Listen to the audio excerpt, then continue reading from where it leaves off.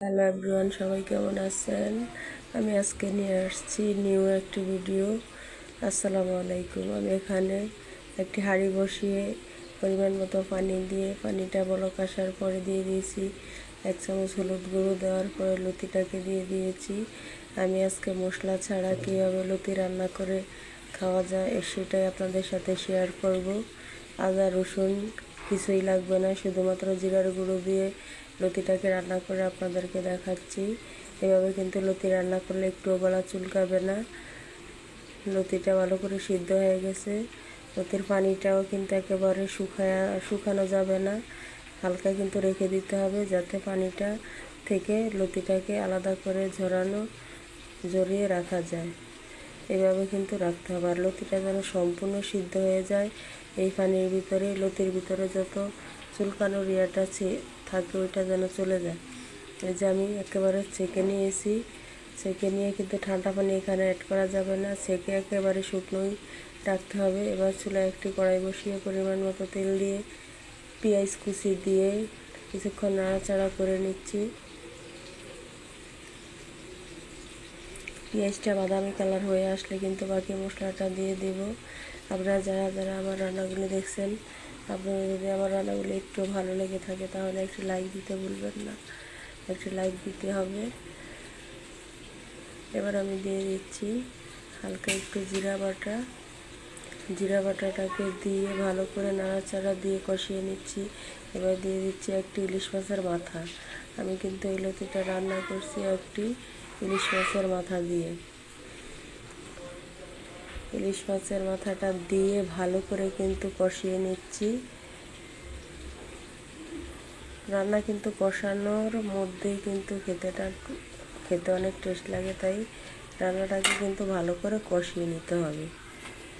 এবার আমি দিয়ে দিচ্ছি হালকা 1 কাপ পানি যাতে মশলাটা পুড়ে না যায়। পানিটা দেওয়ার পরে দিয়ে দিচ্ছি 1 টেবিল চামচ হলুদ গুঁড়ো, 1 টেবিল চামচ মরিচ গুঁড়ো দিয়ে এগুলাকে আবার কিছুক্ষণ নাড়াচাড়া দিয়ে মাছের সাথে মশলার সাথে অ্যাড করে দিচ্ছি। চুলাটাকে একেবারে হাই হিট করে দিতে হবে যেন চটপট করে বলকটা চলে আসে, তাহলে কিন্তু তরকারির গ্রানটা কিন্তু অনেক দ্রুত চলে আসবে। এই যে অনেক চটপট করে বলকটা চলে আসছে। এবার আমি দিয়ে দিচ্ছি পরিমাণ মতো লবণ। যে এরকম লবণ খেতে পছন্দ করেন ঠিক সেরকম লবণটাই দিয়ে দিবেন। এবার আমি দিয়ে দিচ্ছি সিদ্ধ করা লতিগুলোকে দিয়ে কিছুক্ষণ নাড়াচাড়া দিয়ে সম্পূর্ণ মশলার সাথে অ্যাড করে দিচ্ছি। অনেকে কিন্তু এই লতিটাকে আনাম রেখে রান্না করে খায়, যার যেরকম পছন্দ। আমরা কিন্তু লতিটাকে একটু গালিয়ে ফেলছি, কারণ গালা লতিটা আমাদের অনেক পছন্দ, তাই লতিটাকে গালিয়ে ফেলছি। আপনারা যদি আনাম খেতে পছন্দ করেন তাহলে কিন্তু একটু সিদ্ধটা কম করলেই হবে।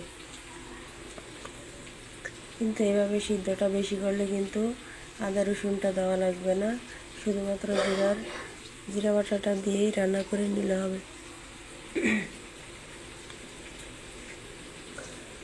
এভাবে রান্না করে খেলে কিন্তু গলাটা চুলকাবে না। আমাদের হাতের কাছে যখন তখন আদা রসুন বাটা থাকে না,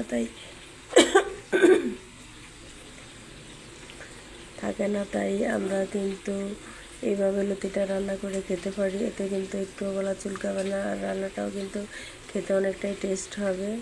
তাই আপনারা এইভাবে একবার রান্না করে দেখবেন, বাসায় রান্না করে খেয়ে দেখবেন কেমন হয়েছে। ভালো হলে আমার কমেন্ট বক্সে কমেন্ট করে জানাবেন, খারাপ হলেও জানাবেন।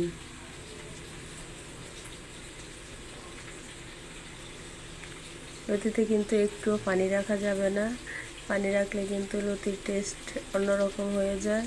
তাই লতিটা সম্পূর্ণ একেবারেই ঝোলটা শুকিয়ে তেলের ভিতরে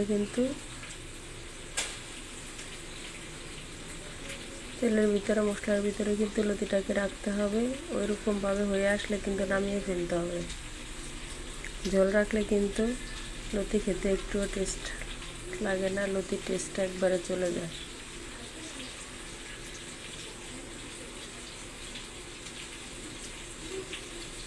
এভাবে কিন্তু লতিটা রান্না করলে ছোটো বড়ো সকলেরই খেতে অনেকটাই পছন্দ। যারা যারা আমার রান্নাগুলি দেখছেন সবাইকে জানাই অসংখ্য ধন্যবাদ। আজ আমার রান্নাগুলি ছিল এই পর্যন্তই। সামনে আপনাদের সাথে অন্য কোনো রান্না নিয়ে চলে আসব।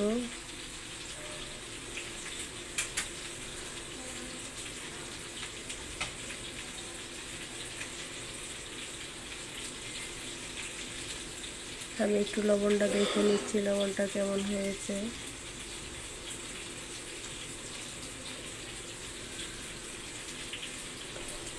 লবণটা কিন্তু পারফেক্টভাবে হয়েছে, আর দিতে হবে না। এই দেখুন একেবারে একটু ঝোল নেই, একেবারে তেলে আর মশলা লতি বা মাথা একেবারে একাকার হয়ে গেছে। আমার রান্নাটি ছিল আজ এই পর্যন্তই। সামনে অন্য কোনো রান্না নিয়ে আপনাদের সাথে দেখা হবে। সবাই ভালো থাকবেন, সুস্থ থাকবেন। সবাই সুস্থতা কামনা করছি। সবাই পরিবারের সাথে ভালো থাকবেন, সুস্থ থাকবেন। আল্লাহ হাফেজ।